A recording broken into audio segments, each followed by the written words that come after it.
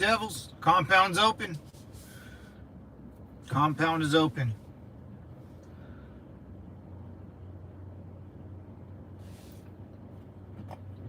How y'all doing? Let's roll. Let's roll.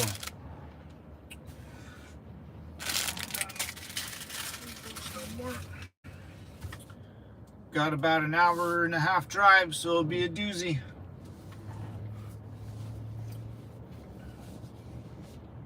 It will be a doozy. Stay motivated, stay positive. Let's go. Helmet's not a chair. Gotta get up and scoot.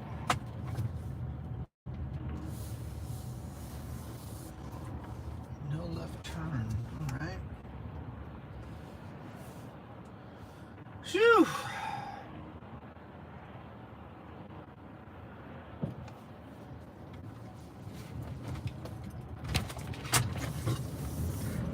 It's been one hell of a month. Been one hell of a month.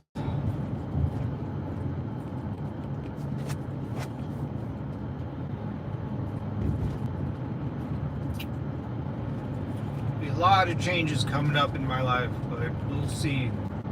We'll see how it all goes in the next 2-3 months. Next 90 days will be interesting. September, October, November, and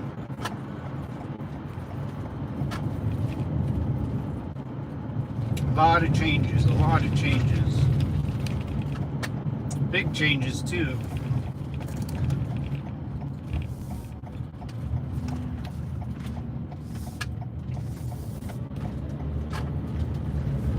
Bum just sitting there like this. He has a green blanket on him, all twacked out.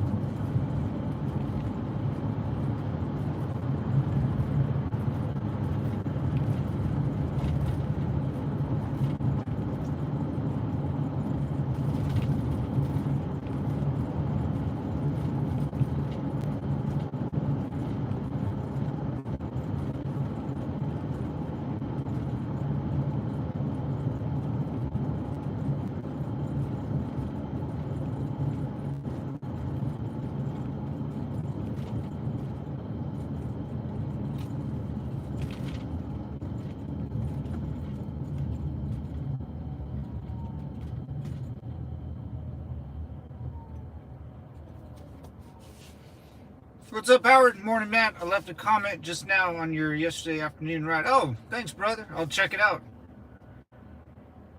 My afternoon trip. We'll check it out after this stream, or probably after when I get home from work. How you doing, brother? Good morning. Good morning. Let's see who stops in today. Got about an hour and a half ride, about 92 miles. Man, I don't feel motivated right now. I'm trying to get there. Work is bringing me down, man. Work is bringing me down.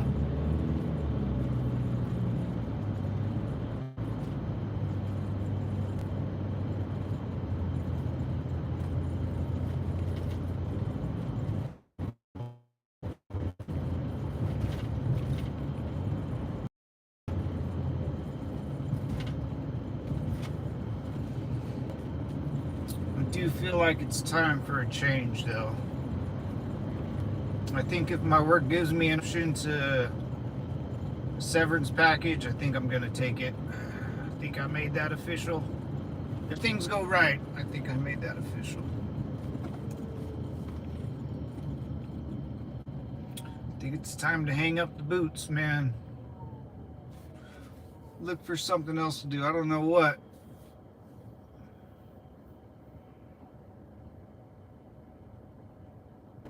I don't know. We'll see. Maybe I'm just having a bad morning.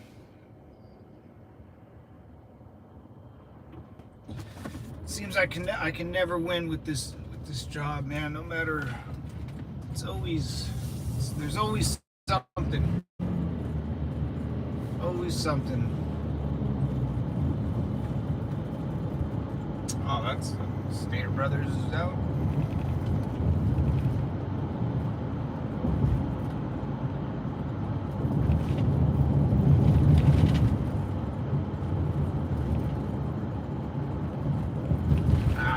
We'll see. We'll see how it all turns out.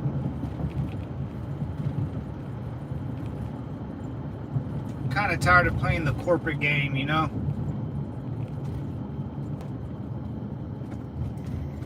It's wearing me down. It's making me not happy.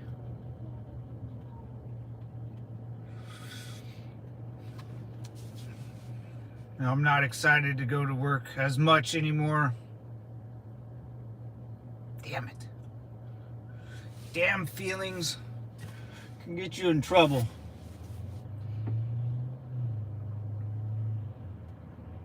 The hotel life is getting old. The driving,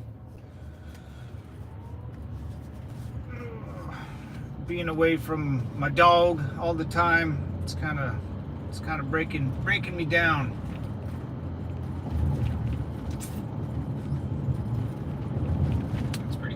I love construction, man. Look at that. It's got everything. Anyone been through that?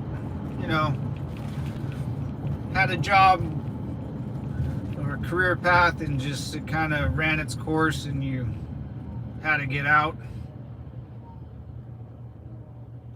I felt that way I've been feeling that way for at least a year now. Pretty much this whole year.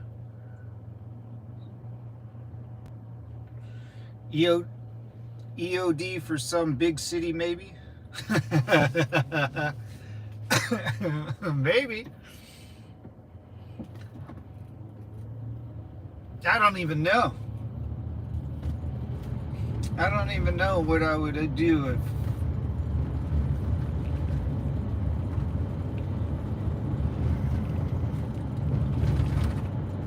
I feel like just getting a regular old mundane job, you know. I'll be a freaking Walmart greeter making $8 an hour. Or out here in California it'd be 20. No, I don't even know.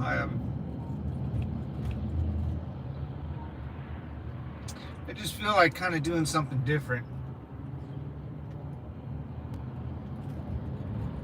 My company selling out, you know, past I can't see past January. If I'm not sure how it's all going to play out. I'm still getting, you know, shit from my bosses. I'm like, dude, we might not have a job in the next like 2 months. I was like, why? What's going on? I don't know. It's just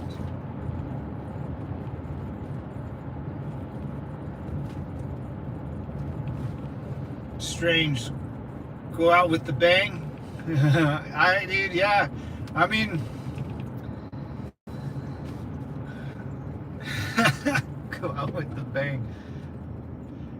Trump or Harris? What's up, Jesse? Toronto? Trump, baby. Love you. Look. What? Mr. True Reason.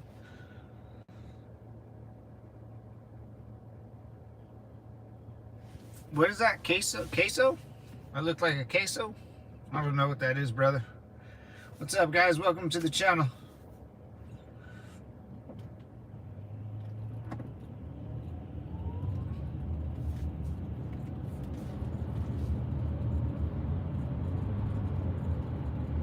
I'm not a very good pronunciation of words, so forgive me if I mispronounce anything. Remember, I joined the military instead of doing anything else in the world, so it's all good, brother.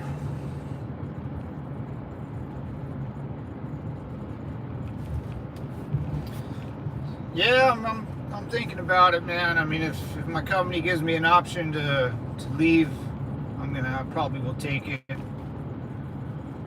The streams might look a little different, fellas, but I'm trying to make some moves where I can. I just got to do something else. This job's wearing me down. This whole year, I've had, good days, of course, and don't mind working at all. But I've had more days where I'm like, dude, I gotta get out of here. It's like crushing me. It's soul sucking. I've never used that about a job or really anything. I had to work UPS. I enjoyed, loved it. Worked for a beer company, enjoyed it. That was pretty tough, just by picking up moving 24 pallets of beer from one side of the room to another is kind of a pain. But it never crushed me, and I liked the workout in that job was pretty good. Wasn't good on my back, but this one's just kind of wearing at me. I don't know why. I don't do much, but it's just a constant nag. I feel like I get nagged all the time. You gotta do this better, you gotta do that better, why aren't you doing this? It's a constant. Basically, I haven't done anything right in the past year. I'm sure some of it has been my fault, or laziness, or that I don't care attitude for that day, and it kind of adds up for sure. For sure.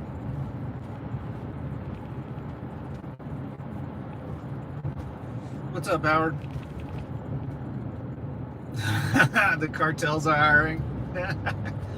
Oh, hell no, dude. Hell no. That's too much pressure, man. You gotta be, no way. I don't know. Maybe I'll just, there's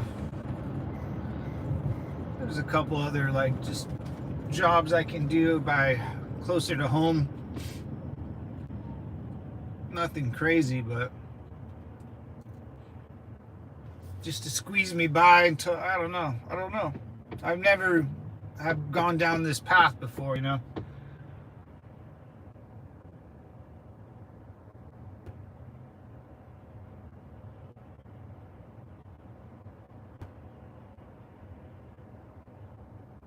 Where are you headed to?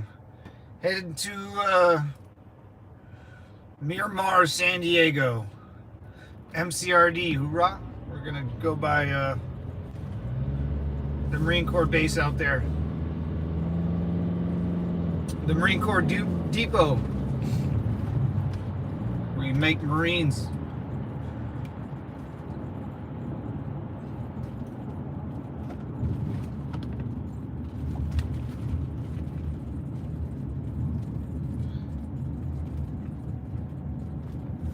Yeah, I rolled over my 401ks. Yeah, I had my beer company had a 401k. I rolled that over, and this one I have one. But yeah, I've been putting about 8 years out of 10 years I've been working. I've been putting it in the 401k and old retirement fund. I got a couple investments for later in my life. I still get a little pension from the Marine Corps, so that can help me out a little bit if anything happens. And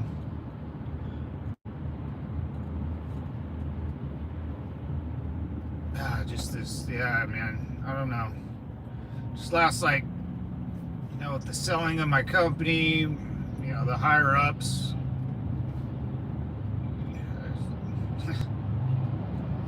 It's strange. Especially the last 3 weeks since August, I don't know, 14th or something. It's been every day there's something wrong. It's something I did wrong. The company's selling.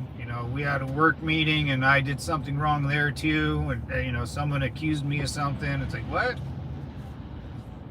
We had a Zoom call and someone thought I was sleeping on the Zoom call. I got accused of sleeping on a Zoom call. I don't. But the call was about selling the company. I wasn't too, the one Zoom call you're supposed to be paying attention to, they thought I was sleeping at. I was like, what? When I saw my boss stand up and he was wearing shorts, he was wearing a collared shirt and blue shorts. I was like, oh, okay, well, you can tell me that, and I don't know how you thought I was sleeping, but I can't tell you that you're wearing shorts. Like, okay, it's getting out of hand. It's the nitpicking now. All of a sudden, either I'm getting, they're looking for something, finding something to fire me, or they're just really grumpy. I don't know. Hoorah! Yeah. What's up? No way. Hoorah! Yeah. You a Marine Devil? What's going on, brother? Hell yeah.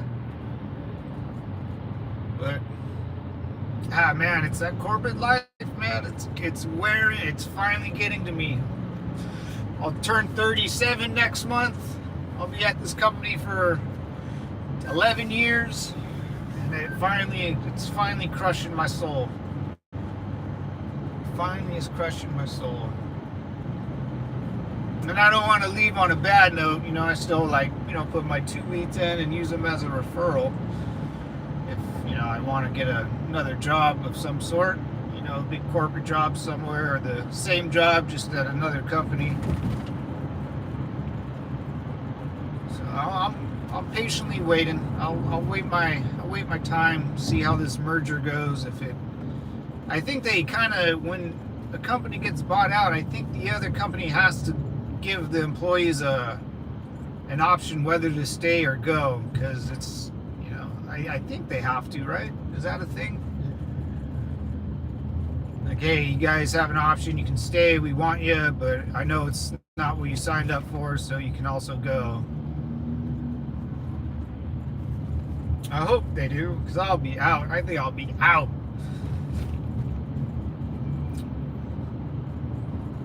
Good luck filling my position, man. It ain't gonna be easy.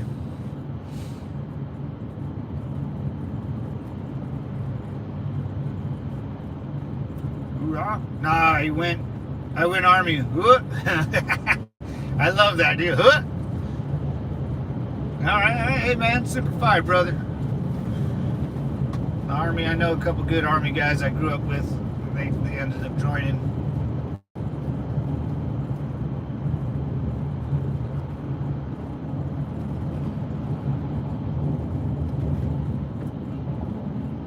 I kind of feel the same way I did when I was getting out of the Marine Corps. It was like that last 3 months, you're just like, dude, what the ever, dude.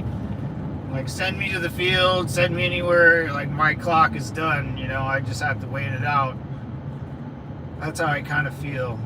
And you're kind of dragging your feet to work every day. You're just planning to get out, and moving, and my condo's up for sale, and my company's gonna sell, and my boss is still giving me shit. I don't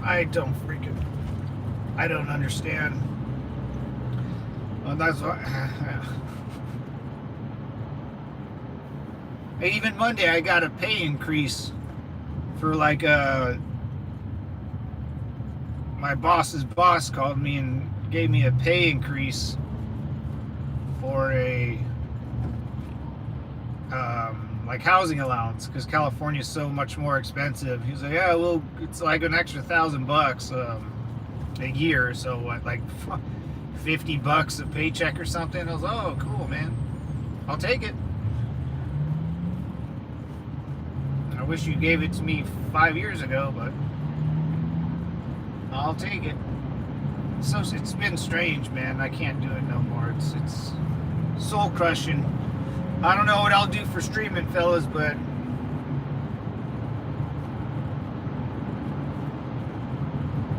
I'm glad we had this ride, It was a good one. We'll see. We'll see. Same team, different uniforms. Yes, sir. Same team, different uniforms. Yeah.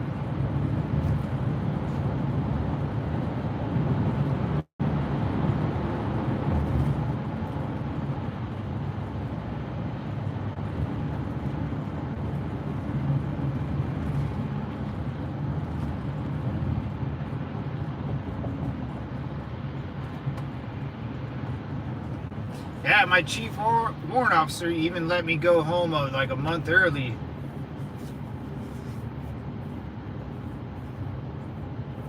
Even when I was good, I remember that I was done, dude. I mean, you kind of. I remember just like I grew out of it. I didn't want to stand at parade rest anymore. I was, the motivation was going down and doing the right thing, and then that's how I feel right now. It's just like, dude, I'm barely hanging on. And then do I put in more effort for a job they might even let me go at? I don't even know. My boss might not even be my boss in the next month or two. I don't know.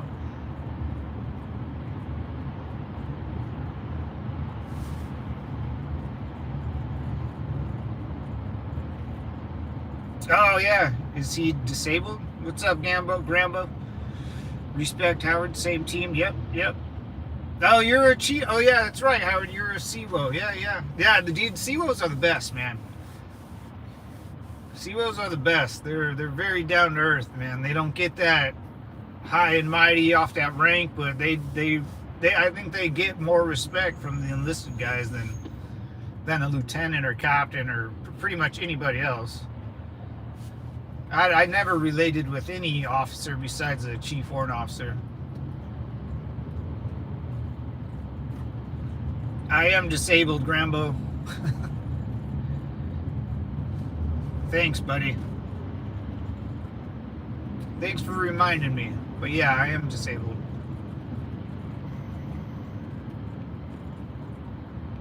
I did terminal leave. It was great getting paid while planning out the next step. Yeah, man, that's yeah, I didn't have it. I don't know why I didn't have leave or anything, but I don't freaking know. I don't remember why, but I'm selling my house, my condo, trying to move back in with my brother and my parents, and probably stay in the RV because I don't like bugging anybody, and I'm sure they don't want me around all the time. I got a trailer I can hunker up for a little bit.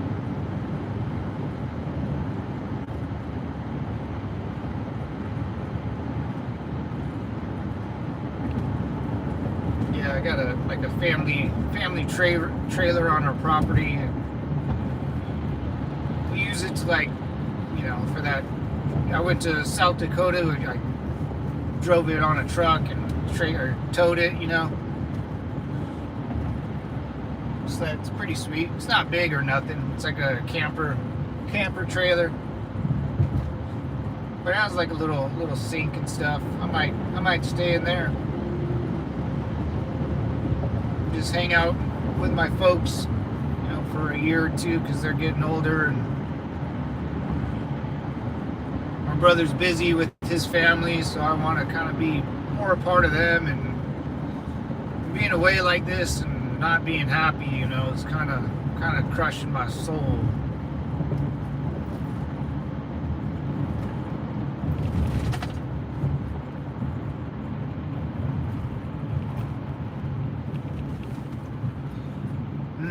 I don't know, guys. I don't know.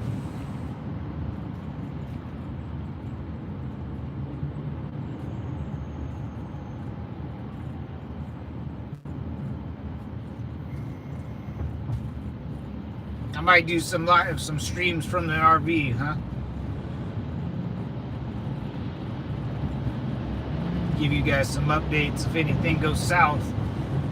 Cause I don't know how much longer I don't know. I don't know if they'll let me go or do anything in the next yeah, September, October, November, and maybe December. I think the buyout's gonna happen in October, so I might have 1 or 2 months left. My bosses are still giving me shit. I don't know why, man. I don't know why. Maybe I'm not enthusiastic anymore. Maybe they can see it on my face.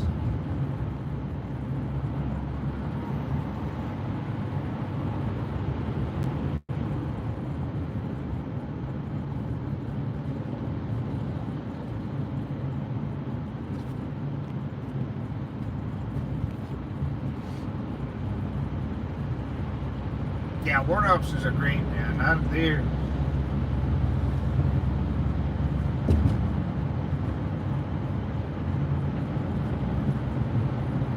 I haven't felt like this in a long time. It's kind of strange.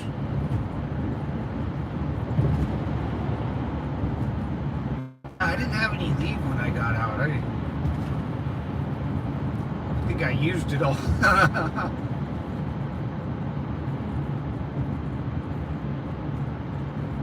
I remember not knowing what to do with my uniforms. I was like, I'm never going to put them on. I made one of my camis into shorts. That was pretty cool. But other than that, I don't remember. I mean, I think I just boxed everything up, and I moved back home with my folks. We stored everything up in the attic, and that was it. And when I moved out, I took it all, and I've been going, like, I gave my my Charlies and Bravos, like, I got extra uniforms that I never wore really. I gave them to like the military surplus store or whatever. Some old camis. I just did that maybe like a year ago. Like, I finally got rid of a lot of the old uniforms after being out of the Corps for, I don't know, how long has it been? I don't know, 16 years or something.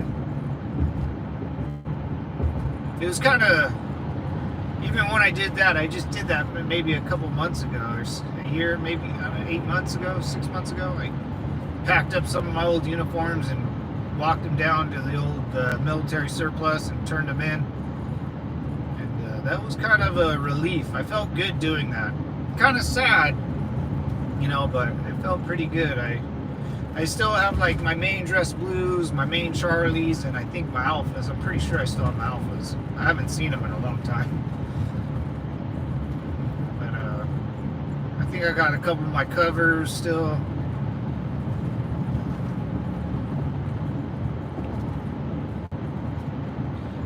I got chores to tend to. Keep your chin up. You'll figure it out. You got support from this foxhole. Howard Devil, thank you, brother. See ya, brother, man. Take care. Go get those stores done, man. Hey, chores to attend to. Hell yeah, brother. Thank you. I appreciate the kind words, man. That was awesome. That was awesome. That was cool. That was a cool. You got support from this foxhole. That was cool, man. I appreciate that. Yeah, and I want to go hang out with my nephew, man. Like, he's at like 8, 9 years old. Very, impressionable. My other nephew's going to turn 7, I think. 6 or 7. And I'm still gone a lot. I try to see them and stay at their house a lot more, but I'm usually there just to rest and do laundry and then get going again. I don't know, man. I don't know.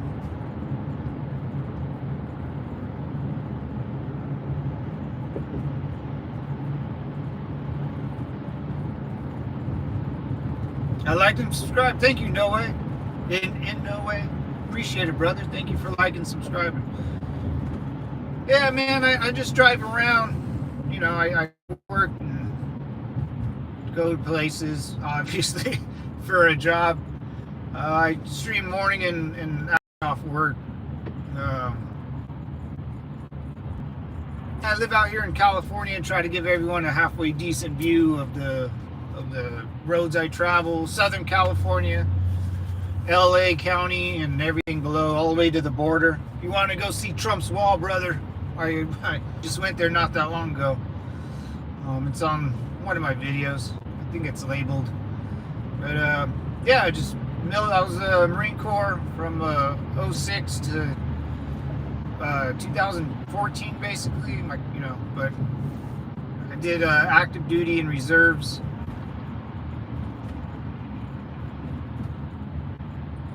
Was deployed, to Iraq. Did a workup for Afghanistan, but I never got deployed.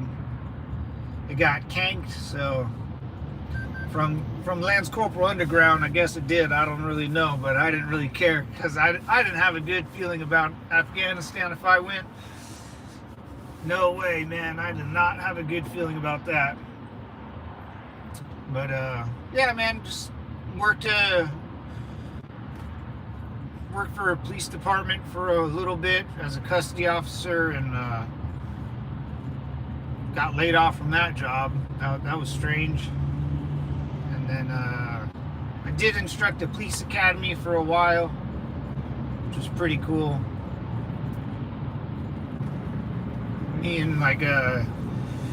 Because me and my buddy, a couple of my good friends that were in the Marine Corps, we all went to high school together and joined. We all kind of wanted to be in law enforcement, so we did this police academy program. And then we just said, let's not do that.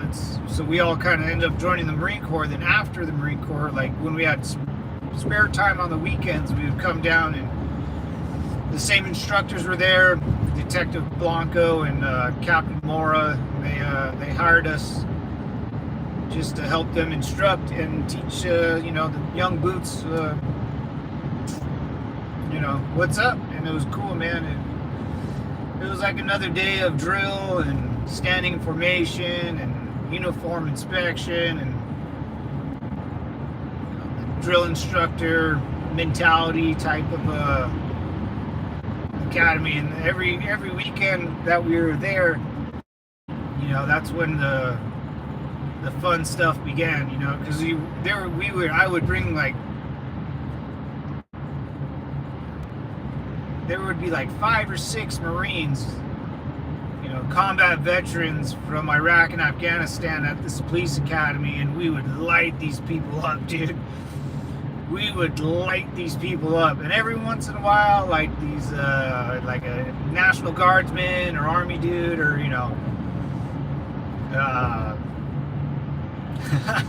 like a coach, there's other people that have graduated this academy and this police academy and have come back to watch or to help instruct in some sort of fashion.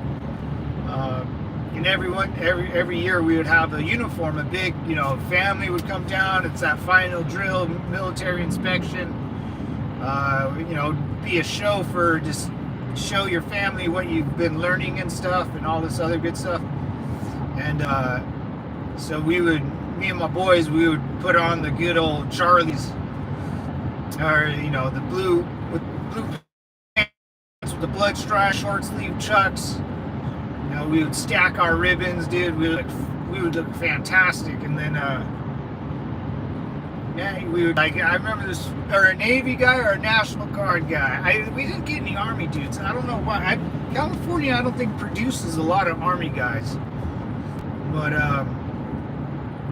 these guys has never seen Marines like snap at a platoon or a formation, dude. And it was awesome, dude. I wish we had it was too early to, we didn't have good cameras back then, but man, if we had iPhones back then, I wish I got that on video, because it was awesome.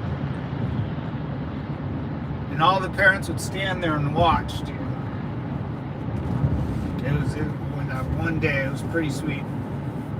A lot of those people, a lot of those kids that went through this course, I don't think any of them really. We would smoke them. Anything you thought about getting into the Marine Corps, or the Army. Like this, it was a free for all. It was like a little boot camp for every time we were there. Every weekend we would show up, and it was we would put these guys through a little boot camp, man. And the ages ranged from 16 to 39. We had guys come back because they would quit. We would try to make them quit. It was a beautiful program, but it got, from last time I heard, it got shut down because it was got woke, basically, man. Like, a couple bad things did happen. Got a little out of hand.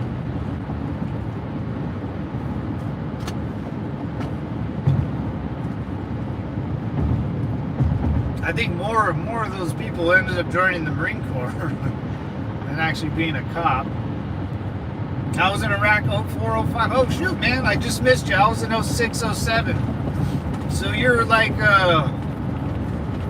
yeah, you're right in before me.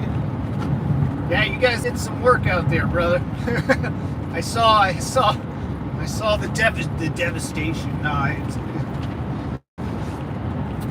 from 104 degrees to long sleeve shirt, huge difference in 1 week. Oh yeah, man.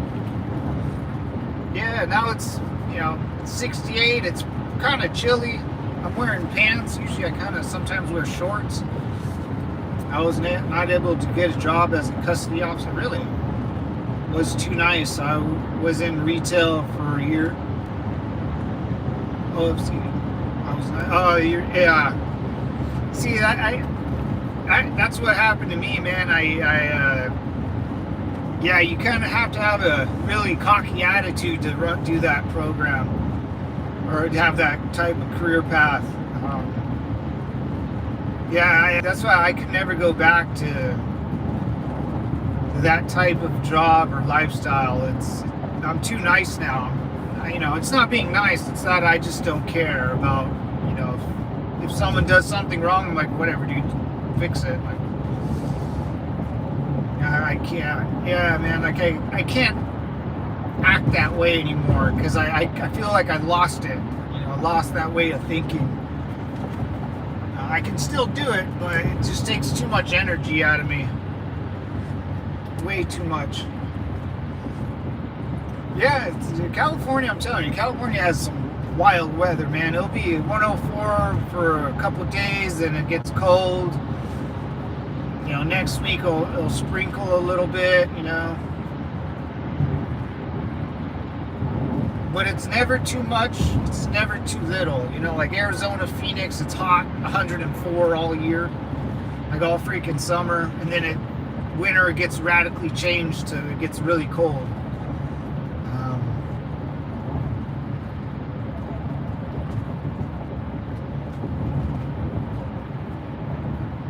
They don't tell you why. Also, my BF who worked there found out for me. He even told me the exact question. Oh, really?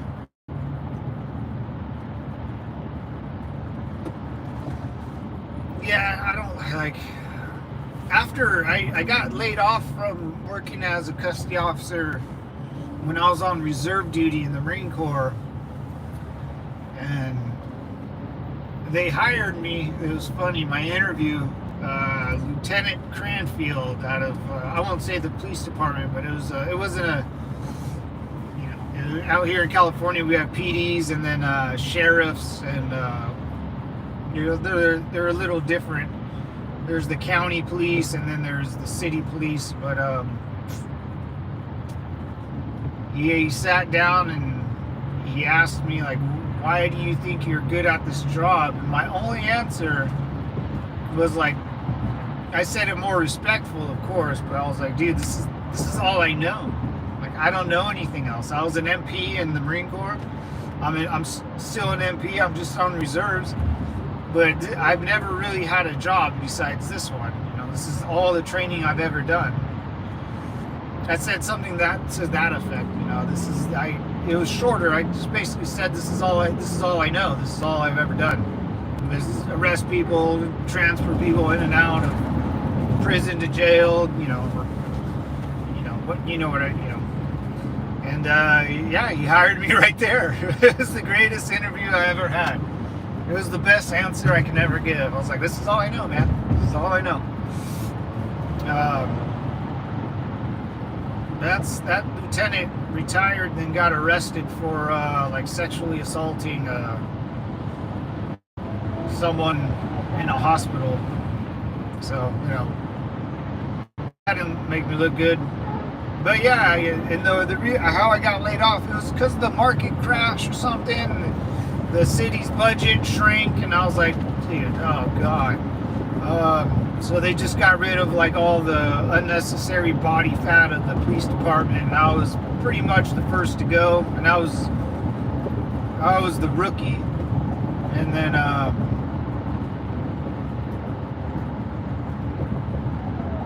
the guy, yeah, I tried to log on to my CAD. It's the computer in the cruisers, the black and whites.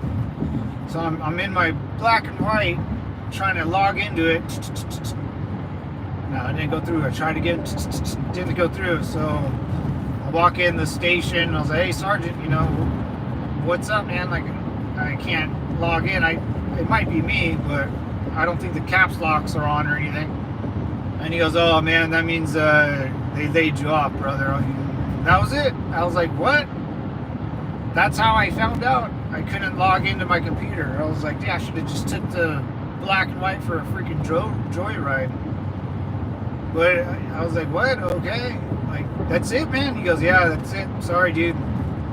So I walked out, got in my car, drove home, took off my vest. I still have my uniform, my police department uniform. I think it's with my military uniforms, and I hung it up, and I never ever wanted to do anything like that again. That was it. That was the last time I was going to put on a uniform like that, and I remember that it was like another, you know, getting out of the military type feeling, you know. I still wanted to do the job. That was the crappy part. Like, I wasn't ready for it, but I knew I wasn't going to do that career path again. Yours just seems a lot like mine. Oh, really? Yeah. I had tons from South America. Oh, bootleg movies in foreign countries are the best. Yeah, I did. I used to watch a bunch of bootlegs from foreign countries. Turkey. I always had one from Turkey.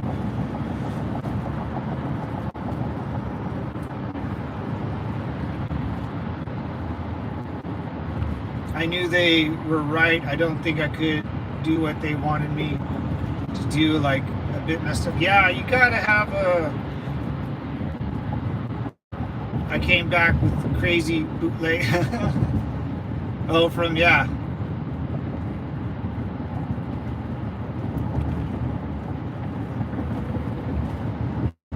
Yeah, man, I can see why. Yeah, the bootleg movies, dude, yeah. I remember out in Iraq, and in no way probably, we would go to like a fob or a base. Like Al-Assad base was pretty nice, and then, well, that was like the nicest. It was huge. That base is huge. But some people in like fobs would take these hard drives, and it would just be thousands of movies on it. Thousands. Any movie you ever wanted to see, it was on these hard drives, and it was, I don't even know. I mean, yeah, it was amazing. I wish, you know, you always wish, I wish I could go back and take those hard drives, man, because some of those movies you probably can never see again, or you can't find or buy.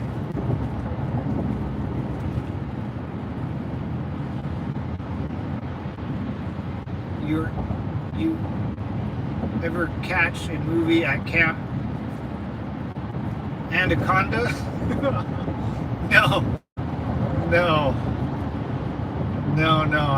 I don't even know what that is. I don't know.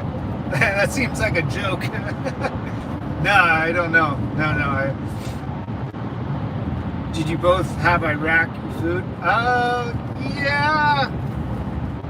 Like I didn't try to eat anything, but you always like the tea. They had a lot of tea and stuff like that.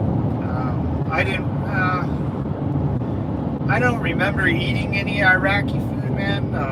I honestly don't even know where they got food. Some of these villages I went to, it's like, what? I don't know. Yeah, not that I remember. I would have remembered eating something gross too, because I'm very picky, man. I just like some steak and baked potato and some steamed broccoli, man. I can eat that every day. Yeah, I'm a very simple eater.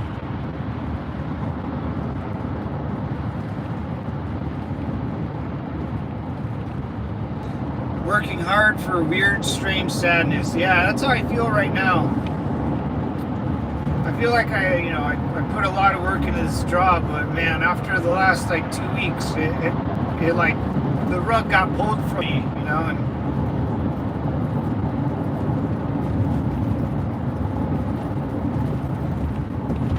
like, do I keep working? What do I do? I don't.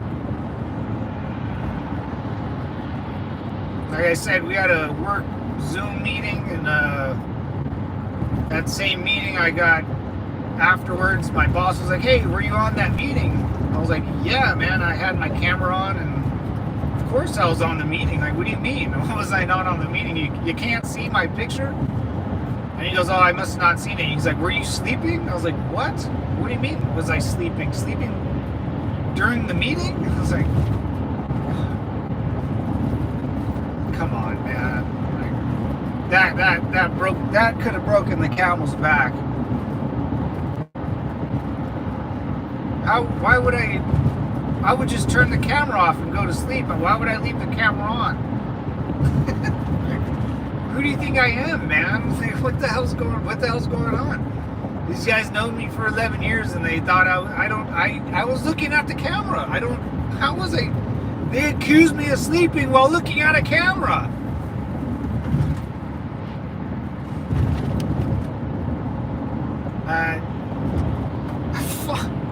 I can't make that up, man. I don't think I said anything when that happened because I was so pissed off, but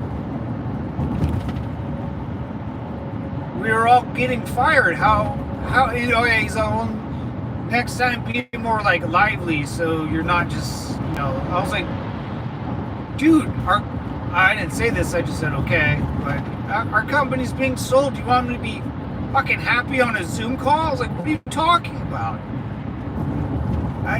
What's going on here? I don't know what's going on. I don't know what's going on with my job. I don't know what's going on with my bosses anymore.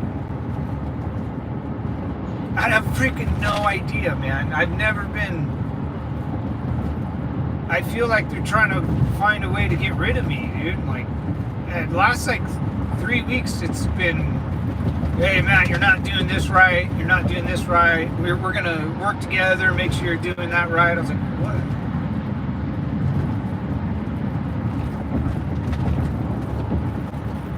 How is this happening? How is this happening?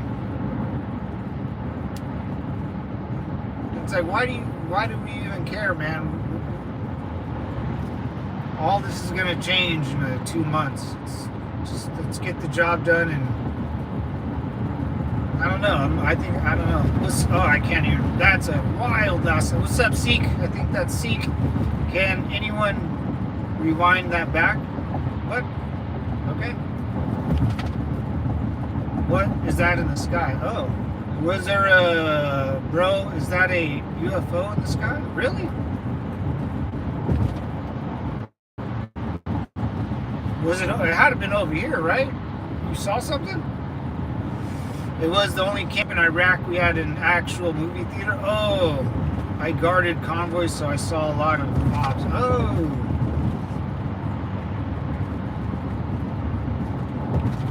Tea is the drug of choice for Muslims. Yeah.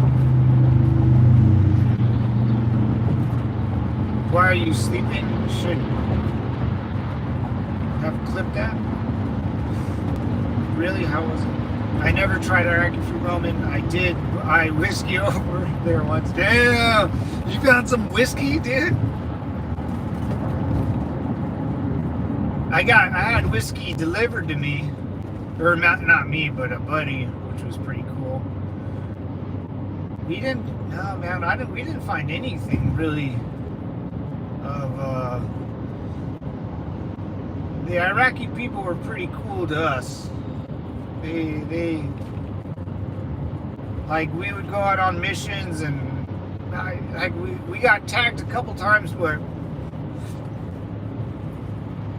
you know, we all came back home safe, shockingly.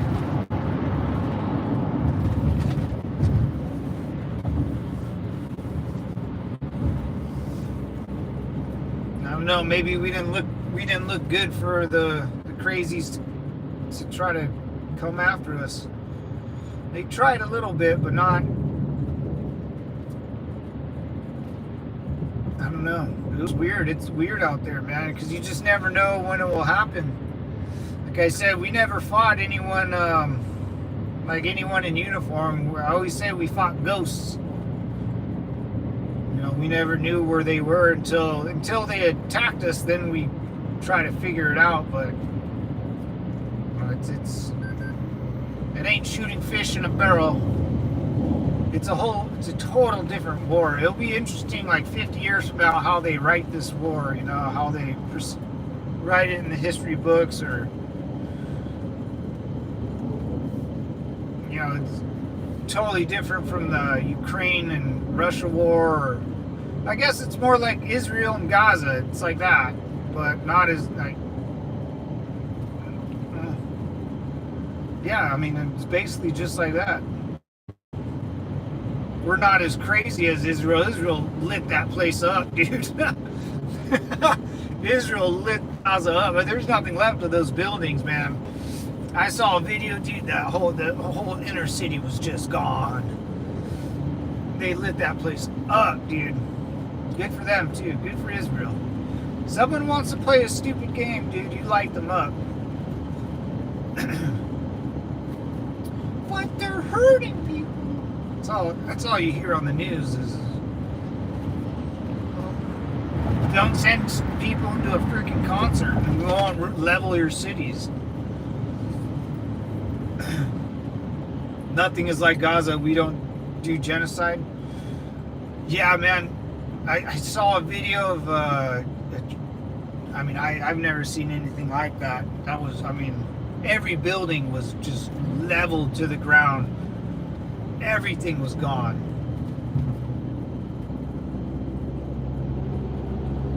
I just left. I just felt bad for the unarmed foreigner nationals that were in our convoy. They would be shaking when something popped off. Yeah, some of those guys would really panic, man. Really panic. It's like, dude, you're gonna die sooner or later. Might as well do it while you're doing something cool. We had foreign nationals. We didn't really like. We trained or hung out with the Iraqi police, which they were just awful. But yeah, Marines. Yeah, we try to. Yeah, you guys rolled with foreign nationals. That I bet you saw. That's crazy. I don't think we ever did that. I don't think so. Maybe. I can't remember. Maybe a couple guys would maybe roll with us from around the area, but I don't really remember that at all.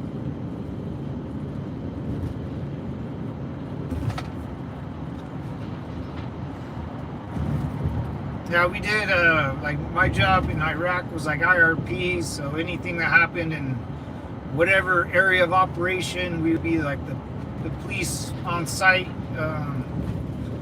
Convoy security is always a thing, you know, supply movements, and then IED patrols. Those were the best.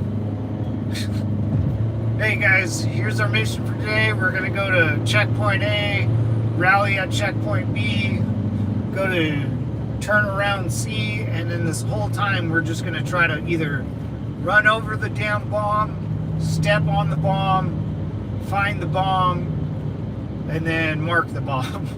It's like, what, dude? I'm not. Shit, you're just. No, I don't want to do that. That sounds like I'm gonna die. It just sounds like I'm not gonna make it, or I'm gonna go home with one freaking leg, or blow my arm off. Like, I don't. But those were the missions. It's, hey, we're gonna go find bombs. It's like, oh dear God, can we do anything else?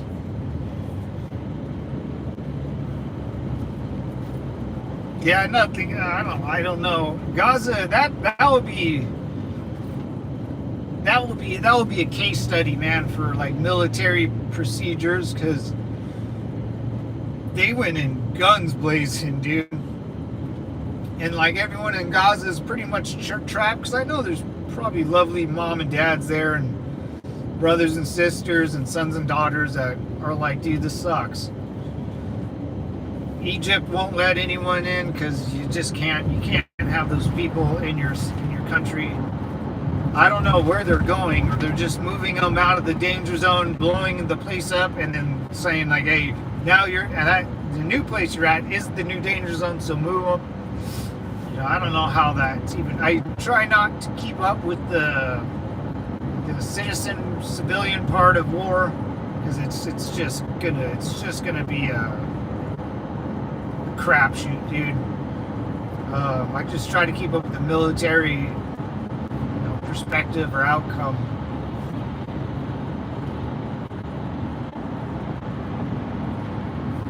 But dude, those videos of that whole city, or some of the cities, I'm pretty sure it's the entire Gaza Strip, is just wiped, dude. They got to go through that whole place, bulldoze it, all of it. All of it has to go back to its like foundation of just sand and dirt, and redo it all.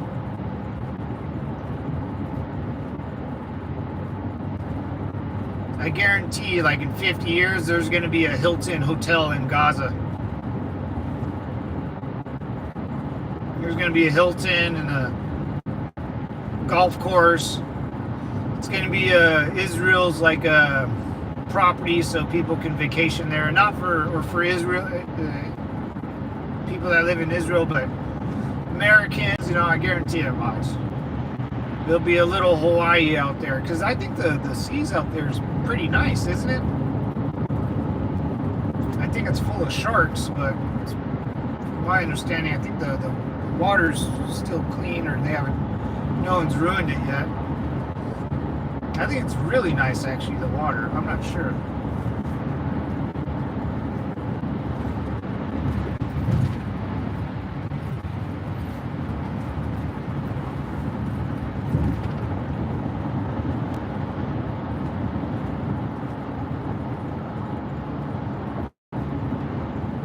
Yeah, I remember watching a video,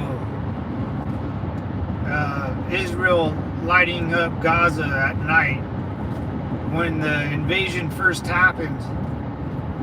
And man, dude, you couldn't see what was happening. You can see buildings and stuff, and like little flashes of light, but the camera view that I was watching wasn't focused on where the bombs were landing. But the sound that they were making, man, was unreal. It sounded like, like if Zeus was real, that's what it would sound like, dude. Like the cracking of lightning going through the air, and you'd hear boom. It wasn't even the blast. It was you can hear the crack in the air as this missile breaks the sound barrier. And it would do it, and it seemed like anything I've never heard, because it sounded like it kept cracking, boom, and then it would do it again. And what scared me the most wasn't the explosions, man. It was the sound of the missile before it hit the target. I don't know what missiles they were using. I don't know where they got them from. But Israel's not a country to be messed around with, dude.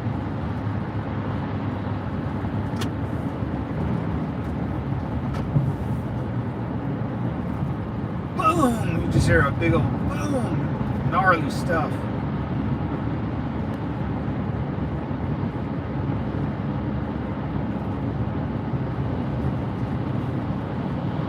Yeah, what? They're in no way. When you're with like the Iraqi people, it never seemed like they cared, right? I mean, they never cared about anything, especially the Iraqi men. It never seemed like they cared about anything. They're just kind of there. It's super weird how the men act out there, you know.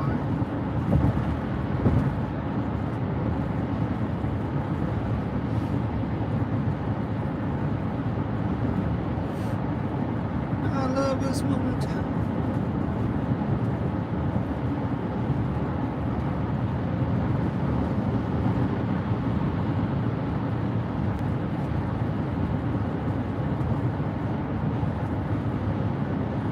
Camp Pendleton, for all you devil dogs out there.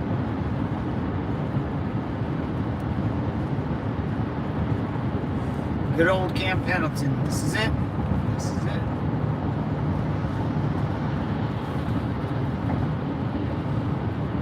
School of Infantry. SOI is here. School of Infantry, and then Marine Corps Combat Training.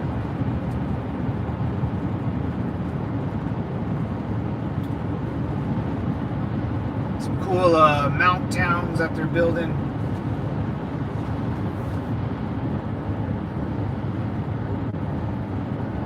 That's what we did more of is you know, kicking in doors and systematically going.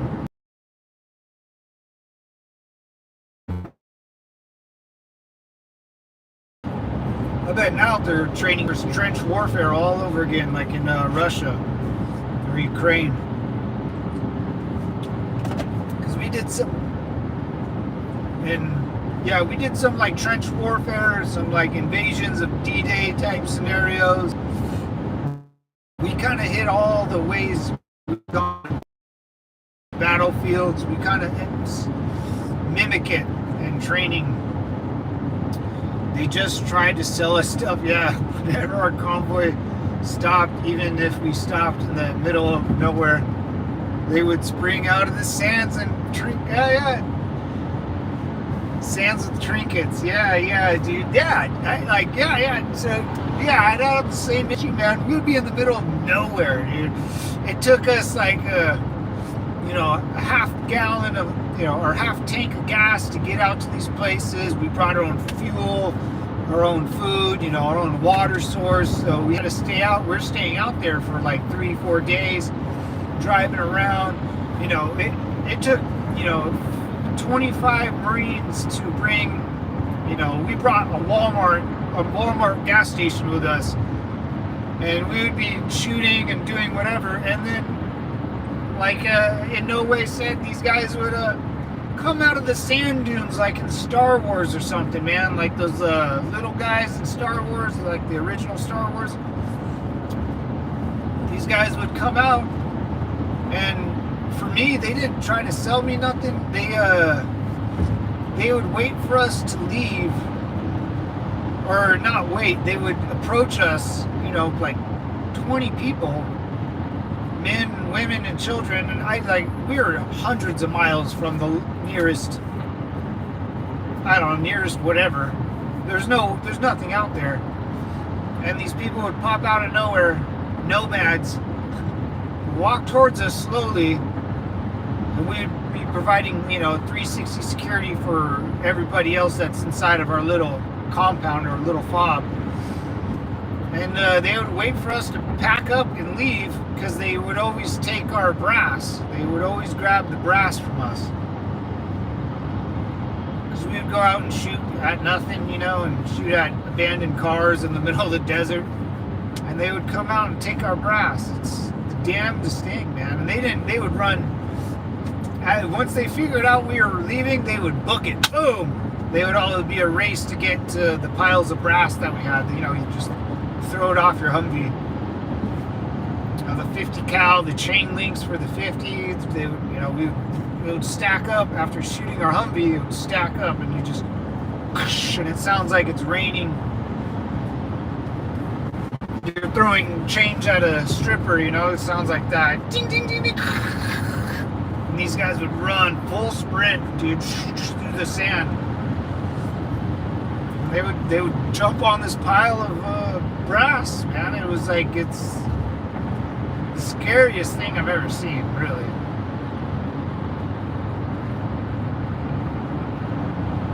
Jawas? Yeah, oh, Jawas. Yeah. Those are what they're called. Those little, and they hide in the rocks or something. I haven't watched Star Wars in a while, but yeah, right? They come out of nowhere. You're like, what? Like, I remember in the movie you can like see them in the caves, the red eyes and stuff. You know, it's like that. You're like looking in the desert. You know, you're probably bored as shit, staring at nothing, smoking on my turret. You know, I listen into an iPod.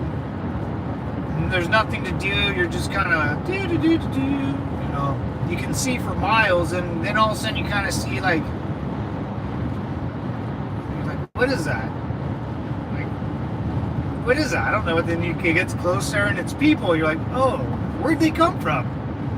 Hey Sergeant, like, I think there's about like 15 bodies out to my like northeast, about 300 meters away.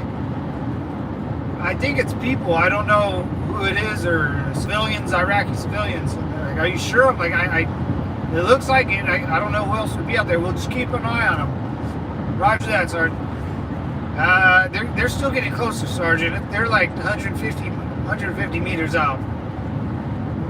They're still getting closer. Like, I don't know what to do. I can't smoke 20 people walking towards me. You know, you see children and a mom. I'm like, why are they walking towards me, man? I know, it freaked me out. It's like, what are they doing? You'd see them out in the distance, and it's like 120 degrees outside. So it's like, I don't get it. It's wild, man.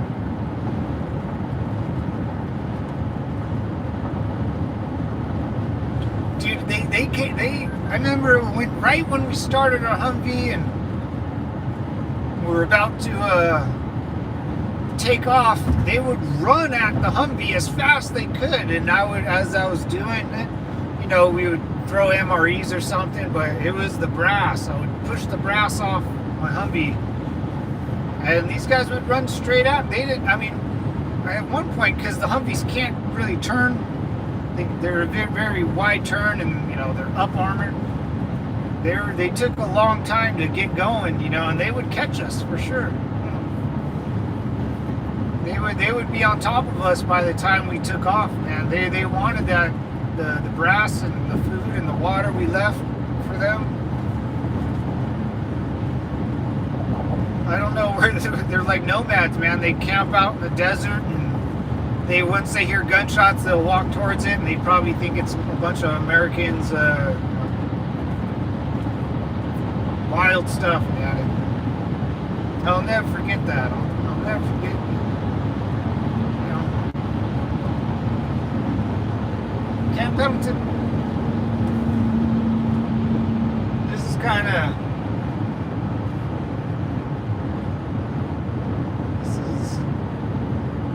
I don't even know what part of Camp Pendleton that is.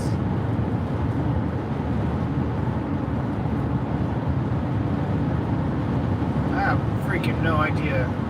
They kind of build new stuff there every once in a while, and it changes I haven't been inside the main gates in so long.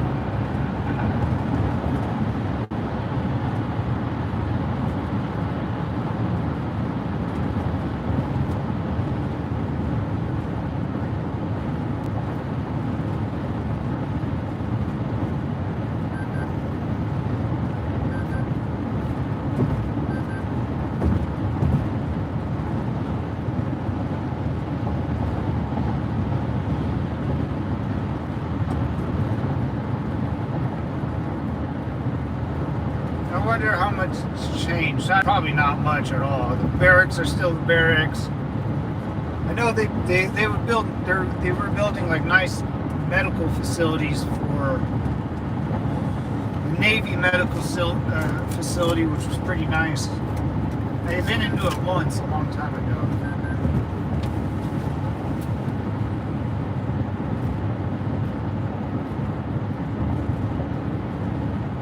But it's one thing about Camp Pendleton, why it's probably one of the safest places in the world, is that it's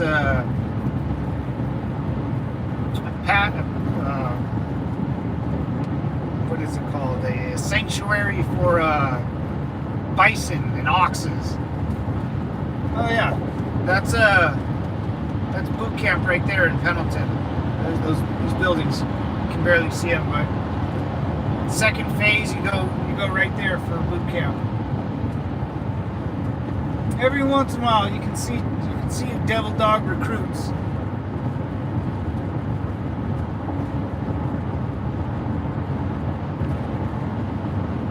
We had a guy break out. So this guy, you can never tell. I know I never thought this guy was not going to graduate Marine Corps boot camp or anything like that. But this one guy, he was our scribe. So which was kind of, he was a trusted recruit. Second phase boot camp, right there. You saw it on the film. But the freeway is very close. And at night, he escaped from Alcatraz and got, ended up getting on the freeway, and I don't know, Lance Corporal Underground, but yeah, he vanished. The guy wasn't, I don't know what happened to him after that. He didn't come back to our unit. Yeah, he escaped from Alcatraz that night. He pulled fire watch, and, the scribe sets the times. He put himself as a 0300 or something, and he booked it, never to be seen again. No clue what happened to him. Bison, yeah, ox and bison. So it's funny, man. There's it's more of a preserve for animals than it is for a Marine Corps base, dude. It's really funny because we would go shoot the heavy weapons. They ever wander onto the farm? Yes. Yeah. So these guys, ox and bison, they're smart, man. I'm not kidding. I think they're the smartest creatures in the world. Because we go out to the range at 0400 and you're shooting all day. And, you got to dispense all rounds before you leave the firing range, so everyone has to shoot and scoop. The minute that sun started to set, the bison would walk, and we're shooting basically into a ravine, onto a hill. No real target. There's not a target out there. We're just trying to hit the same spot with the 50 cal. We're just basically shooting into a hill about 300, 500 meters away. But these ox and bison, they would walk up over the hill, and then we would have to cease fire because, you don't want to shoot the bison. And then they would literally walk right in front of our targets, and they would stand there until they chose not to, man. And we would sat the range would get canceled, and we would have to sit there at the range watching these ox, and they would sit there all night. And then, when it got really dark, they would walk away. So we would have to wait, no guns had been fired, no rounds. So we just had to wait till they left. And then we would end up packing all our stuff because we can't see shit now. So, or we would throw on the night vision, but usually we would just pack up and go. It was such a pain, dude. It was such a pain. They were so smart. I think they would do this all the time. It wasn't just a one-time thing. They would come out, they would cease the fire, and I honestly think they would go to sleep, and then they would leave at night so they can all sleep wherever they're at. I didn't think they liked the noise. It would keep them up. That kind of makes sense. Yeah, it's pretty funny. They would start on top and walk right in front of our line of sight, right in front of the targets. It's like, dude. And they'd sit there and they would kind of munch grass, and they wouldn't move.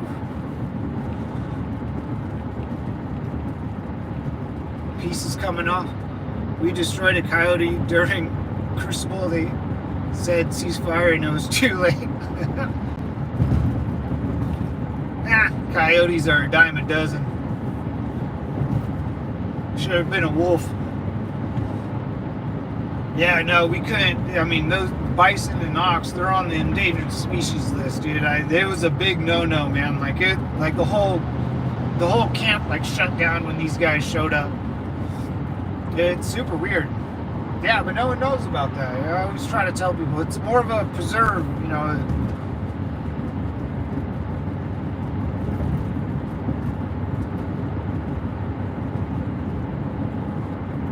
But it was always tempting because he would shoot, and then you'd see him, they would slowly walk right in front of your barrel. And you've been running and gunning for about an hour shooting at nothing, and now there's a big old fat boy in front of you, and you're like, bro, come on, let me light this up. No. But nah, no one did. Everyone was, no that's not our job. Yeah, we killed the dog in Iraq once. It came on and we had to set up a little, we set up some little tents and slept outside under the beautiful stars. And then stray dogs would wander into our camp, and you don't know if they're diseased or rabies and stuff, so you gotta kind of put them out of their misery. You know, you can't have that around your troops, man. Dogs are dirty. Dude, yeah. There are a ton of deer at Fort Knox. Never saw one get hit, but heard crazy stories. Oh, I'm sure, dude. I'm sure. Magical. Yeah, with tracers, man. Yeah, tracers are wild, dude. Especially when you shoot at night. We were in Yuma, Arizona, training for workup for Iraq, and we're in the middle of the desert, man. I don't have no idea where we were. It was like a mock mission. You go out and do stuff. It's kind of you drive into the middle of towns, like we would drive into the city of Yuma or whatever, and go to a playground. I'm not kidding. A playground in the middle of like a neighborhood. And we would conduct like a security drill or something, but it was like a show because the neighbors all came out and watched it. It was in the newspaper, like, hey, there's going to be Marines here. If you want to watch them, like, kind of train, like, go get your beers, So we would walk around, kind of just mimic what we were going to do in Iraq, and all the neighbors would stop and wave at us, and they would come out the front door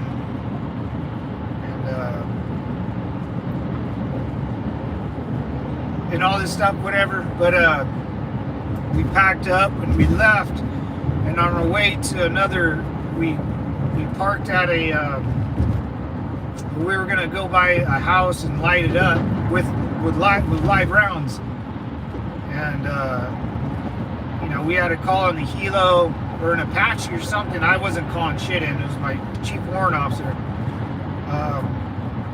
and we were gonna go shoot tracers at night, so it was kind of to simulate a daytime mission, morning mission, daytime, then nighttime rolled into one big FU day. And so we get out to this basically shooting range, and there's an abandoned house, abandoned cars, and we go contact right, so 50s turn around, Mark 19s turn around, 240s turn around, all contact right. Everyone gets out of their Humvee. We all disperse, 15, 20 yards, 20 meters apart from each other. And we all lay down and start lighting this house up, man. We had to, whatever rounds we had left, we had to shoot them. And then little did I know, you can see all the traces. Gonna grab some lunch, catch you later. Later, in no way. Take care, brother. And, so yeah, we all jump out of this Humvee. We're all low crawling and shooting our every gun, M16s, SAW, M240 Bravos, the Mod Deuce. I think we had a Mark 19 going off in our first vehicle, but the Apache rolled over, and my barrels and my SAW is already turning white. The iron hot white. It's already looping, like Apache, man, and it rolls over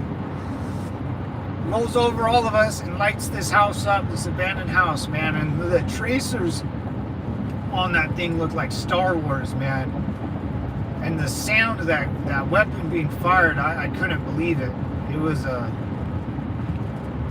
one hell of a machine, man.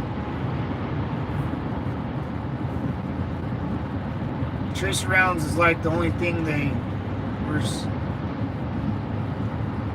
stinging with. They would let us shoot free mics from them 203 all day, but a tracer round was rationed. Really? Dogs have it rough in Iraq. I saw one get hit and explode. Oh yeah, dude. Isn't it weird? Everyone has a soft spot for a dog, you know? Isn't that weird? I always find that kind of weird. It's like, you don't ever want to hurt a dog, man. They're man's best friend. But a human, you know, humans have a choice. Dogs don't really have a choice, man. Yeah, it's sad. People that fight dogs and stuff, I don't know how they can live with themselves.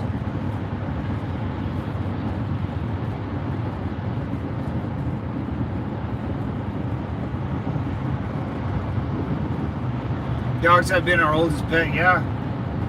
Yeah, man. Later in no way. Just saying that again, brother. Enjoy your lunch, man.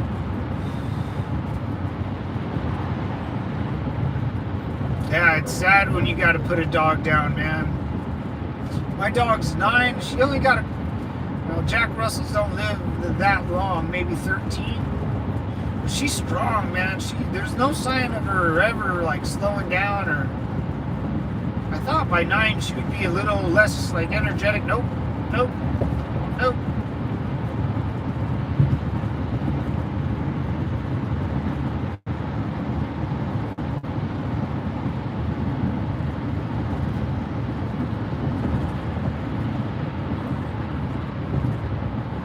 Me and my dog got a good relationship. She knows when I get mad. She knows, you know, what. She knows when she's done something wrong. You know, like what? You know, if I raise my voice, she'll know. Like, oh man. But I swear, she does it on purpose. Sometimes I swear she'll do stuff on purpose just to piss me off.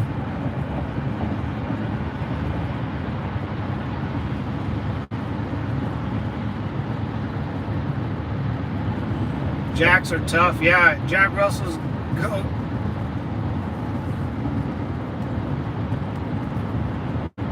God, 26,000 years? Yeah, I believe that. Yeah, dude, she's tough, man. She doesn't like to be bothered. She's very well trained and, you know, can sit and play fetch and likes to sleep next to me. But every once in a while, she'll do something and then she won't. You know, she's like it's funny because I treat her as like a person. She becomes like an angry wife. Like she won't want to sleep next to me anymore for like a couple days. I miss my dog. I want to go home. I want to go see my dog.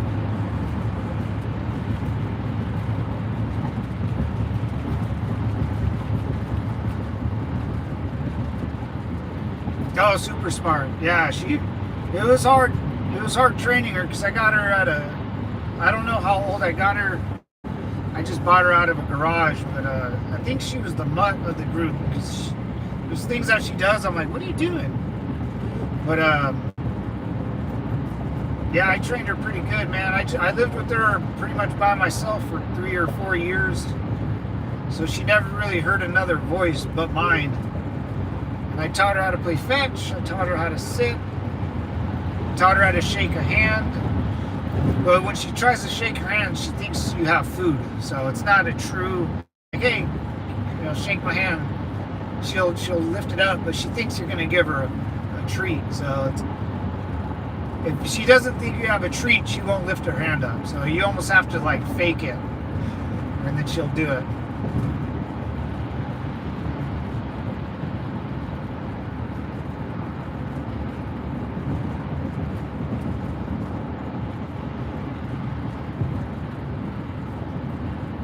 Yeah, they're really cool, man. They grew on me because my brother and his wife my sister-in-law had a Jack Russell first, and then I liked that one. Then they got a second one, and I really liked that one, and then I got my own, and I really like mine, dude. She has two-face. She has a spot on her face here.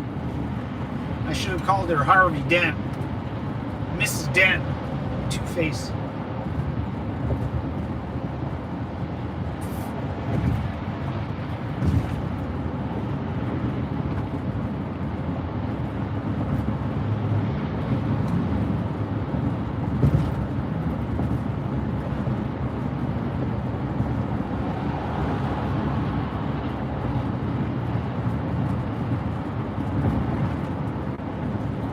Border collies, I like border collies. Yeah, border collies are nice, man.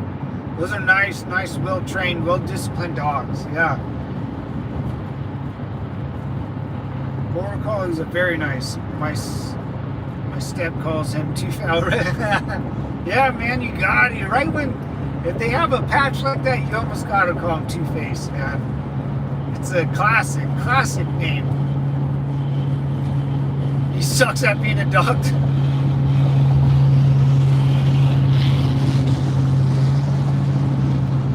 Sucks at being a dog. That's funny, dude. Yeah, in pugs, my family also owned pugs. Growing up, we used to try to call them the Flintstones. We had Barney, Bam Bam, Pebbles, like Barney Rubble, the Flintstones, meet the Flintstones, have a yabba dabba do time. Those shows were great, man. The Flintstones, the movie back in the day, with that one, a couple good actors in it. Even a couple good, like, female actors. That was a good movie. I thought they did that movie great. I need to watch that movie again. Even, like, the scenes, like, all the decorations, and they really made that look exactly like the show. The money is just like rocks, and it's shaped different, you know. And he buys the fancy house, and he overextends, or he got charged for embezzling. That's right. That was a good movie, man. Flintstones.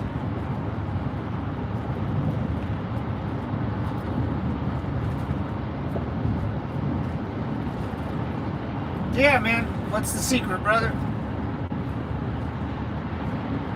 Really, you kill stuff? He sucks. Yeah, my dog will hunt anything, dude. Yeah, he'll go after it. What's the secret, Roman?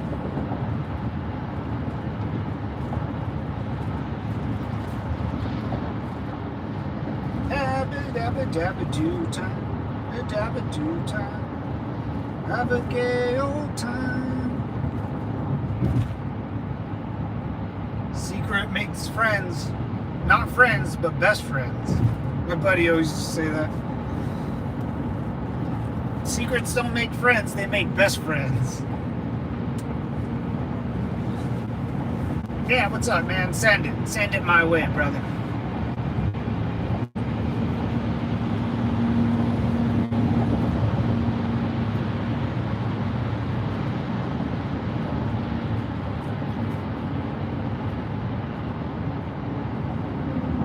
Assad is Hamas? That would be like, well, you know, I can agree with that on a point where Mossad would create Hamas to keep Mossad in power. You know, it's kind of, you cause the chaos. If I'm here, you know, you invent something that causes chaos, and then when that chaos gets out of hand, you're the one that stops the chaos. You know, so you're always needed. You know, you always have a job to do. I mean, I could see it. I really can. I really can. And this way, you cause the chaos, and they're kind of working together. One stops the other, and this way you're always needed. The people think you've done good, you always stay in power, right? And if the objective is power over a country or your people, then you got to look. Yeah, I mean, I can see it. I mean, it's like United States leaves all our weapons to the Taliban. Taliban will cause more chaos, and then again, you need them, you know, the United States to stop them. Yeah, it's kind of now the leaders of Hamas are, you know, those are the true suckers. Now they're all getting whacked. Problem, solution. Yeah. Yeah, it's been around since the KGB and the CIA is very common tactic. You are right. Yeah, yeah. No, I believe in stuff like that. Yeah, I mean that's what I would do. That's what if I thought my government was like gonna be replaced and someone wanted to dismantle the Marine Corps or something, as much as I'm not for war or you know, I'm not a crazy person and stuff, I don't think. But even right now, if someone wanted to take away the Marine Corps, I would, and if I had the powers to be, would cause a problem for only the Marine Corps to solve. You know, pirates off the Strait of Africa again, just like back in the day. Terrorist actions over here, where the Marine Corps is, you know, you can't send the Army, you can't send anybody else, you got to send in the Marine Corps to get off boats and go do stuff. You know, yeah. Yeah. I mean, it's not far-fetched. You know, it's not far-fetched.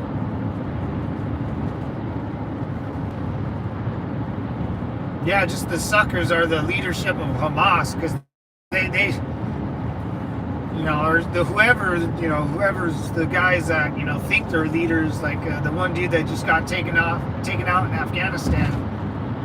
Like, you know, he was the leader of Hamas for a long time until Hamas was like, all right, bro, you're done. You became too much of a problem because we allowed that to happen. Now you're done. I think we do that too, man. That's how, you know, it's like you know, the Democratic Party always talks about abortions or whatever, Roe v. Wade. It's like, stop making that a problem, and there's never going to be a solution. It's an ongoing talking point.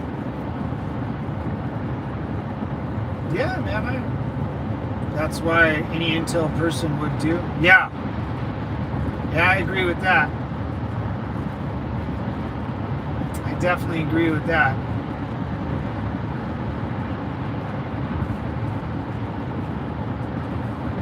Country road, take me home to the street I belong. West Virginia, Mountain Mama, take me home. Country road. Yeah, we'll see what happens there, man. I'm not sure. Like, I mean, no one's gonna go after Israel like sanctions. They're just gonna, you know, Gaza or whatever. In 10 years, they'll be forgotten about. You know, is Israel gonna rename it and rebuild it? I'm sure they're going to get something out of the land. That's prime real estate, brother. That's right by the ocean. It's not even like a real country. You know, businesses are chomping at the ankle bits to try to get some freaking Hilton out there, like Hawaii, like Honolulu, or was it Honolulu? It was what's that? They had all burnt down. You know, it's like, oh. You know, people with a ton of money are trying to buy that land. Yeah, same thing with Gaza, man. And it could be like Israel would own it, but all the taxes, all the businesses, American businesses or whatever would. I don't know. I mean, I just did those people really effed up, man. I mean, I don't think the people in Gaza, the true believers that did that October 6th thing and freaking went into a little concert and all that crazy stuff, I don't think they even fathomed what would happen to Gaza. I don't think they would. Those videos of the initial invasion when Gaza was starting to get bombed, dude, or whatever parts of it, that was unreal, dude. I didn't think it was going to be like that.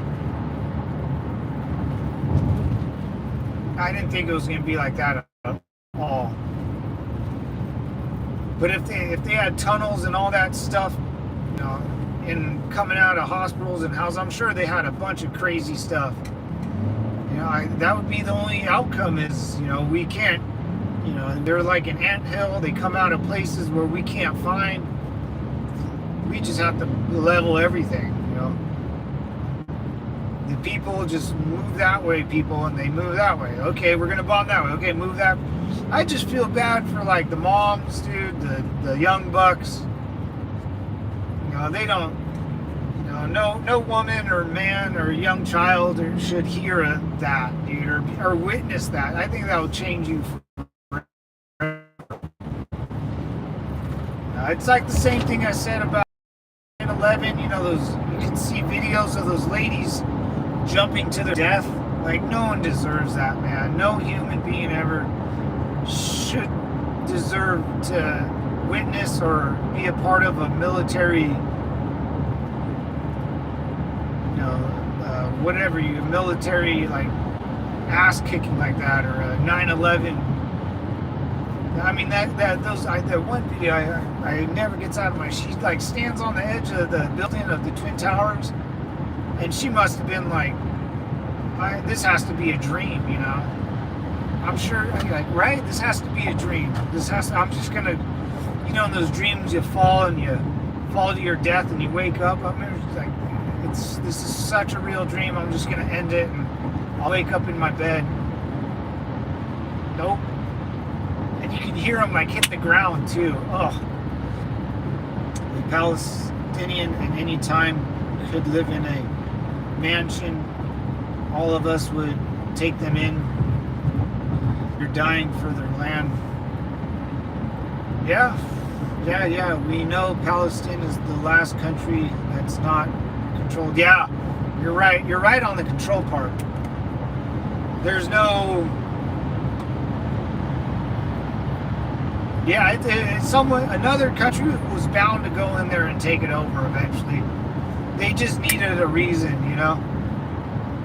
They needed a reason, and then the crazy people that did that in October 6th, they gave exactly what the Mossad wanted, Give me a reason.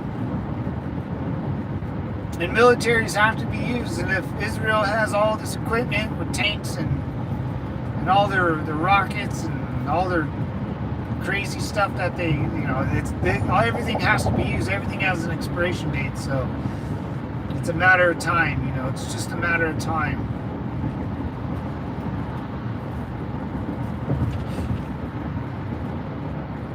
Yeah, it's been around. Oh yeah.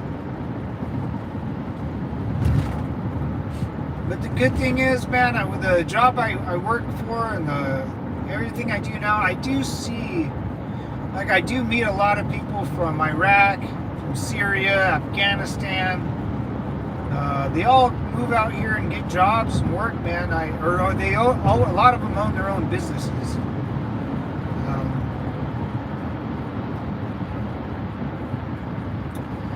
That's one good thing about America, man, is I see them all over, man. I deal with them, and it's funny because a lot of the guys I meet are either refugees from Desert Storm, the Iraq invasion, the Afghanistan invasion, or because of Syria or Lebanese. No, not Lebanese. Where's Gaddafi from? That place. And they all work, man. They're all hard workers. They all like to be left alone. You know, they don't really care about governments. They really hate the government, which I'm totally cool with. I think we're all cool with that. That's what this channel's for, baby. Woo! You know.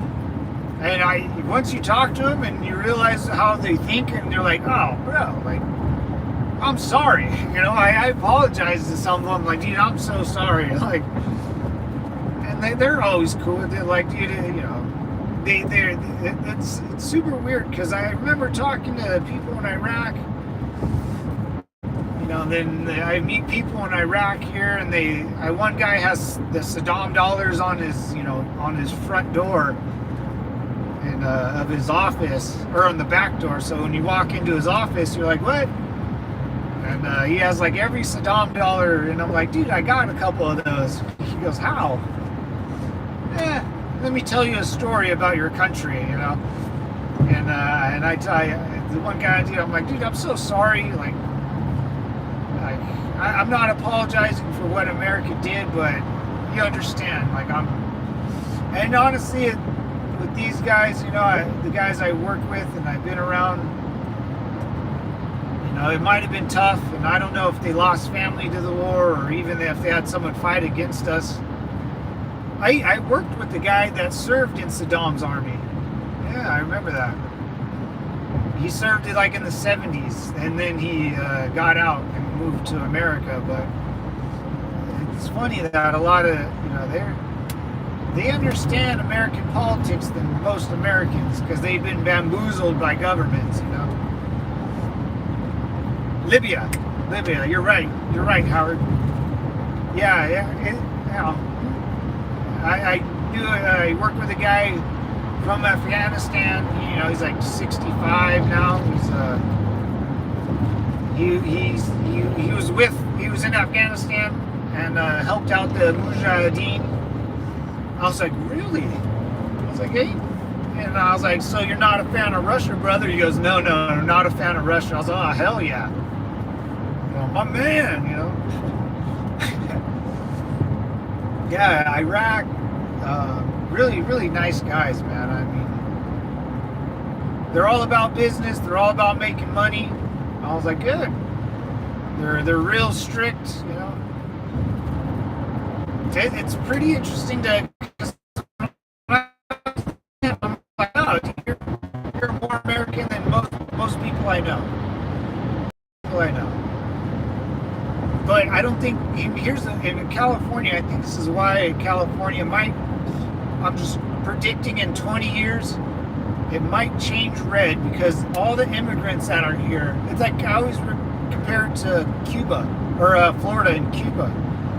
You know, Florida was blue, kind of red. You know, I remember the Bush and Gore days and even before that. But all the people from Cuba, when they got here, they weren't able to vote. But their kids are, and it took their kids, you know, some time to become a citizen. You know, they're born a citizen, but to understand how everything is, then get a job, then own something that their parents maybe left for them. And then now Florida is completely red. You know, I don't know. That might. Hang tight, fellas. I think because everyone I talk to, almost every foreigner I talk to, I honestly, I don't like saying 100%, but almost even I work with Indians from India. You know, very religious people. They're very.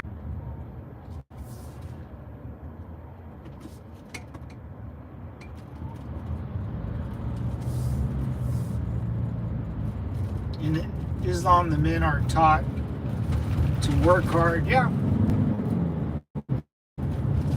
Some are pieces of crap, but most regular families, man, yeah, they work really hard and they don't put up with no bull crap, you know what I'm saying? It's part of the religion. we can have as many children as we want, and up to 4 wives as long as we can support them. Yeah, these guys work. I mean, they're heavy, especially in San Diego. There's a lot in San Diego. A lot of guys, people from the Middle East. I mean, if you guys pay attention when I drive down in San Diego, you'll always see Muslim women walking around, like on the street, like with their children at school. You always see that. Yeah, I work with a lot of Indians, man. That's why they're so Republican, man. They always talk to me about politics. And that's why I'm like, it's in California, and California always goes blue. And that's why I'm like, there's no way, man. I work with so many people, but we're always outnumbered. Always outnumbered. Because of Los Angeles, man. It's all Los Angeles and San Francisco. Then these people I work with, they're, so busy, they can't take time off of work and go vote. They're not too up to speed, and they can't just shut down and go, hey, we're not going to go to work today. I'm going to spend, I don't know how it happens, but I think in like 20, 30 years, I think California will change because of the immigration. I think that's what happened to Florida. I think that's what's happening to, Michigan and Wisconsin both are still, getting out of their weirdness, but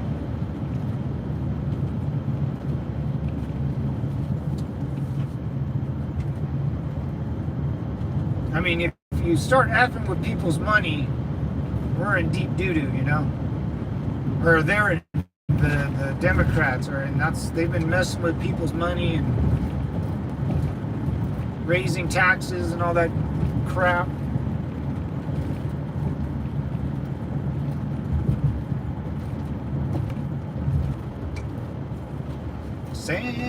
The Nimitz Boulevard, baby. San Francisco, where the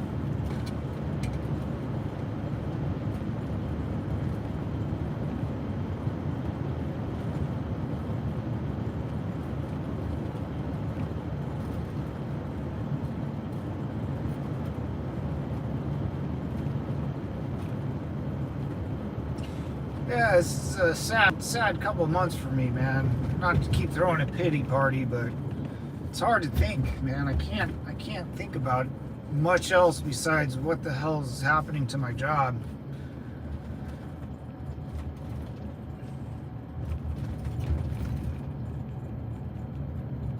It's very sad.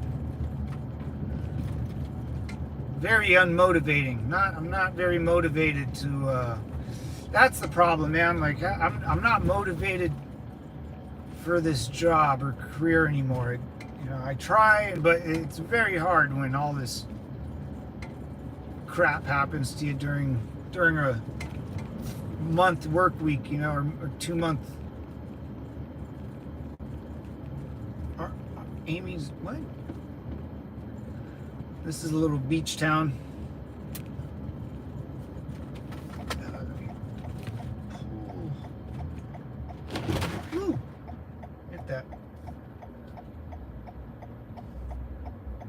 Anyways, guys, I'm gonna get out of here. Not motivated. You need some goals. What are your current 3? Oh, well, hold on. Let me answer that, Roman, and I'll get out of here. My current 3 goals. It's a good one. Hold on. Well, I got goals. Actually, if I think about my goals, then I'll be okay. Like, maybe I don't have any.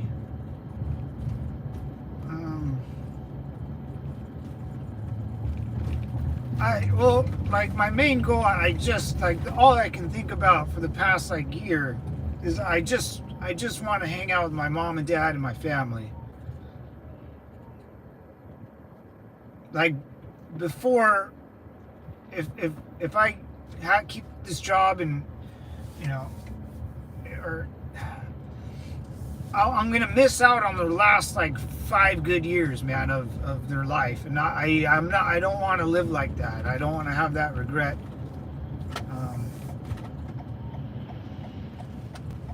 You know, I just want to spend time with my family. That's the main goal I really have. I want to spend more time with my brother and his family, and I think I came to a point in my career where I can afford to do that. You know, I saved. I have a you know, I have things. I worked my whole life, so one day I could, you know, I self-consciously I think I done it, because I think the military kind of prepares you to have a fallback plan. You know, I have a plan B. So I have a you know, a truck that I own that's paid off, that I don't drive, and it sits there because I drive a minivan all day. So I have, if I lose my job, I still have a car.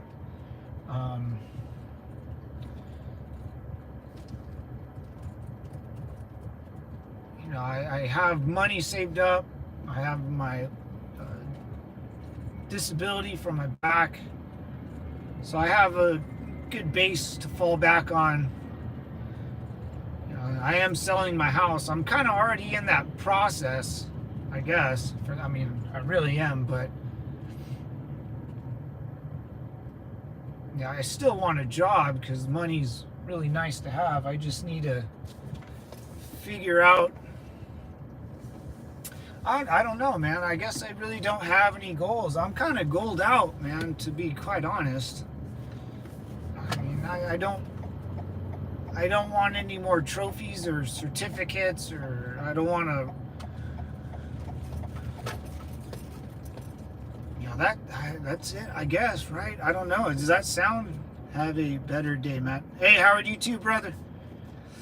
I was in Long Beach last February hanging with an old college buddy. He's a teacher about to retire. He's leaving Cali. Oh, nice. Yeah, man. I even thought about leaving Cali and kind of going my own way for a bit. I don't know. But I don't think it's this anymore, you know. Have a nice day, Howard. Thank you for chiming in, man. I appreciate it. I'm about to end the stream anyways, devils. Don't you worry. Don't you worry. If you don't have any, then that's no big deal. You can just make them. Yeah. My goal right now is just to get through the end of the year and see how that kind of works out. But hey, I'm gonna get going, guys. I'm gonna actually start my day. It's been a good talk.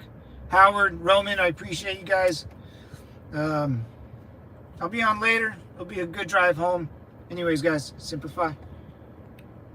Later, Roman.